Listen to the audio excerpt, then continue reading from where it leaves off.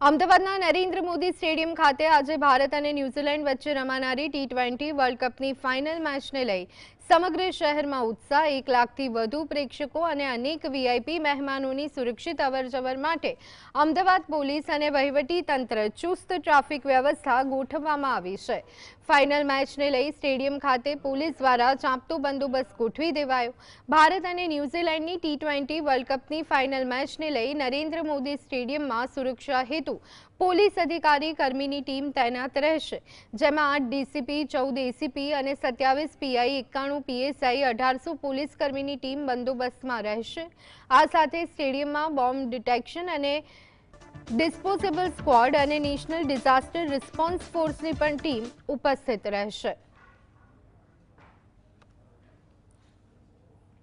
Police અને લગભગ 1000 હોમગાર્ડનો ઉપયોગ કરવાના છીએ।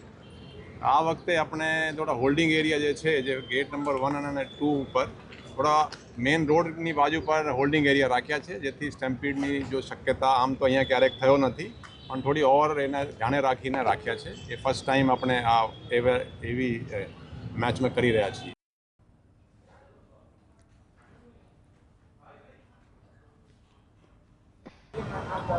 અમદાવાદ શહેરમાં જે મેચ યોજાનાર છે તેમાં મોટી સંખ્યામાં લોકો ઉપરાંત જે સેલિબ્રિટીઝ છે તે પણ અહીંયા આવવાની છે, ત્યારે જે ચુસ્ત સુરક્ષા વ્યવસ્થા પણ ગોઠવવામાં આવી છે। મોટા પાયે પોલીસ બંદોબસ્ત ગોઠવવામાં આવ્યો છે। સીસીટીવી કેમેરાનો ઉપયોગ થઈ રહ્યો છે। કહી શકાય કે જે સુરક્ષા વ્યવસ્થા છે તે સઘન બનાવવામાં આવી છે। ટ્રાફિક નિયંત્રણ માટે પણ ખાસ વ્યવસ્થા કરવામાં આવી છે। ત્યારે વાત કરીશું નીરજભાઈ બળગુજર સાથે। સર, જે રીતે મેચ યોજાવાની છે, કઈ રીતની સુરક્ષા રાખવામાં આવી છે? આજે જે ફાઇનલ મેચ છે વર્લ્ડ કપની, એમાં પોલીસ દ્વારા ખૂબ જ મોટી સંખ્યામાં બંદોબસ્ત રાખવામાં આવેલ છે, અને જે માણસો બહારથી આવે એ વધુમાં વધુ પબ્લિક ટ્રાન્સપોર્ટનો ઉપયોગ કરે, અને ટ્રાફિકના જે જાહેરનામા અને ડાયવર્ઝન પણ કરવામાં આવેલ છે।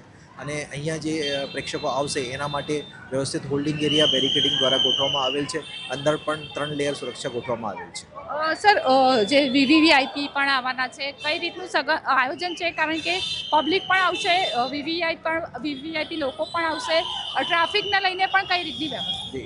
આપણે અહીંયા જે વીવીઆઈપી આવશે એના માટે ટ્રાફિક બંદોબસ્ત વધારાનો ગોઠવવામાં આવેલ છે, જેથી કોઈને કોઈ અગવડ ના થાય, અને ટ્રાફિકના જે બંદોબસ્ત છે એ જુદા જુદા જે રોડ અહીંયા ઇનકમિંગ છે રસ્તાઓ એના ઉપર ગોઠવવામાં આવેલ છે।